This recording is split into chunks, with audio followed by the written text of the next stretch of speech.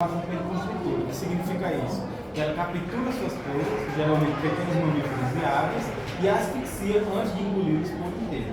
A jiboia, ela tem uma característica interessante que ela consegue deslocar sua mandíbula para que justamente ela consiga engolir toda a presa. Ela pode chegar até 4 metros de comprimento e ela pode pesar até 45 quilos, onde ela consegue comer presas de até 35 quilos. A jiboia ela é muito famosa em terrários por causa do seu comportamento relativamente dócil, onde ela tem um papel muito importante dentro do ecossistema porque ela faz o controle de presas. E aqui temos exemplo do professor Geraldo, que infelizmente já faleceu, que seguiu com a jiboia. Aí foi ele que fez a taxidermia, no caso, o empalhamento desse animal. Agora, comigo da continuidade. Olá, bom dia. Meu nome é Lucas Gabriel, Luiz Antônio e Antônio Tiago. E nós vamos abordar um pouco sobre os moluscos, peixes, aracnídeos e répteis. Bom, de início temos aqui dois exemplos de moluscos, que eles são, a maioria deles são moluscos que possuem conchas, e também temos exemplos de moluscos que não possuem, que é o polvo. Agora, passando um pouco mais para os peixes, temos a piranha, o bagre africano e o cascudo. A piranha ela é um peixe que costuma ser bastante agressivo. O bagre africano, hoje aqui no Brasil, nós temos ele como uma praga, porque trouxeram ele e ele foi se reproduzindo a um ponto que reproduziu muito. Não tem predador no Brasil. Isso. E temos aqui o cascudo. O nome científico dele é acari, tanto é que a cidade vizinha nossa aqui tem como homenagem a esse nome ao peixe, porque lá tem uma grande presença deles. E passando um pouco aqui mais para os aracnídeos, temos a tarântula. Hoje nós temos catalogadas que nós conhecemos cerca de 900 espécies de tarântulas diferentes. Elas são carnívoras e se alimentam principalmente de insetos ou animais menores que elas conseguem caçando. Elas são animais com costumes noturnos e vivem principalmente em ambientes tropicais e subtropicais. Eu acho que muitos aqui já escutaram alguém dizendo que quando mata a tarântula não pode chegar perto dela porque esse pelinho pode cegar, e na verdade isso é um mito. Esse pelinho, que na verdade são cerdas que elas usam para se defender dos seus predadores, a única coisa que ele pode nos causar é uma leve alergia ou uma coceira ali no local. E passando agora um pouco para a cascavel, ela é um animal carnívoro que vive principalmente em ambientes aqui da nossa região. Ela se alimenta principalmente de pequenos mamíferos, como ratos e algumas aves. E uma curiosidade sobre ela é que esse chocalhinho que nasce aqui, que nasce no rabo dela, antigamente os nossos avós eles tinham bastante costume de dizer que esse chocalhinho, cada camada dele era um ano de vida da cascavel.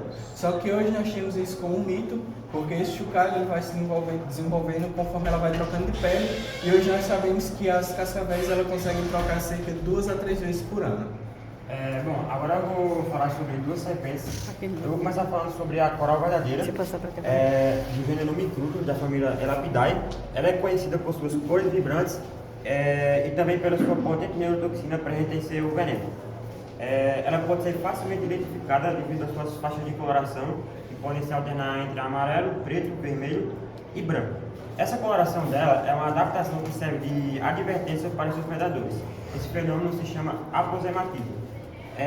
Elas geralmente são pequenas, com um comprimento variando de 50 centímetros a 1,5 metros.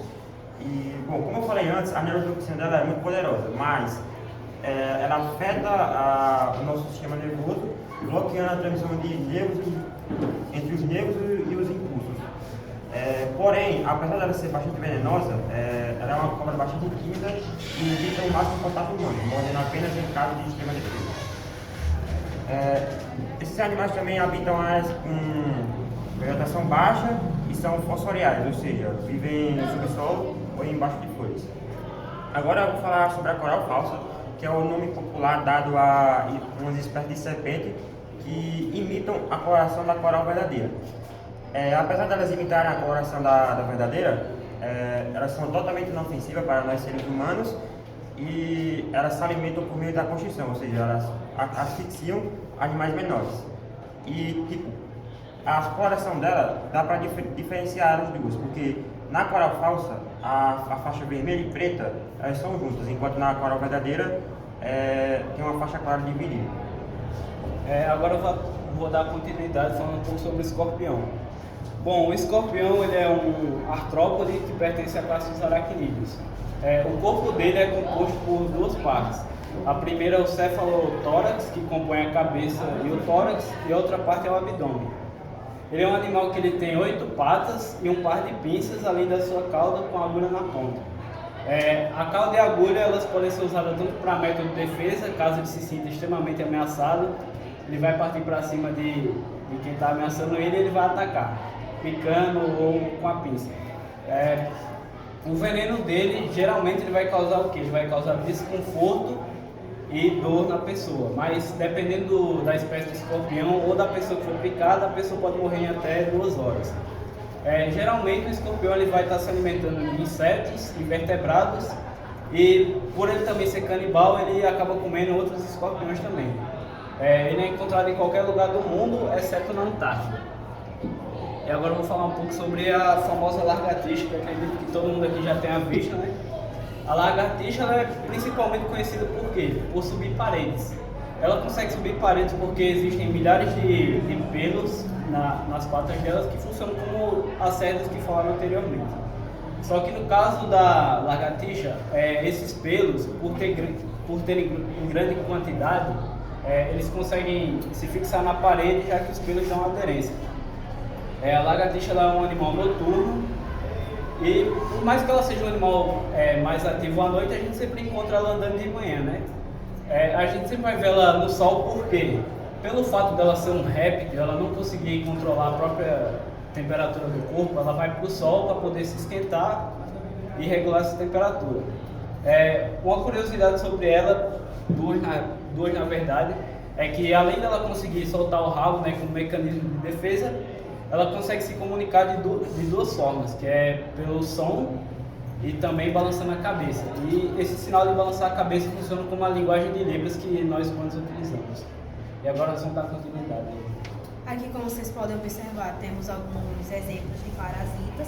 Os parasitas eles são organismos que vivem dentro de outros organismos para poder sobreviver, crescendo dentro desses hospedeiros e se reproduzindo.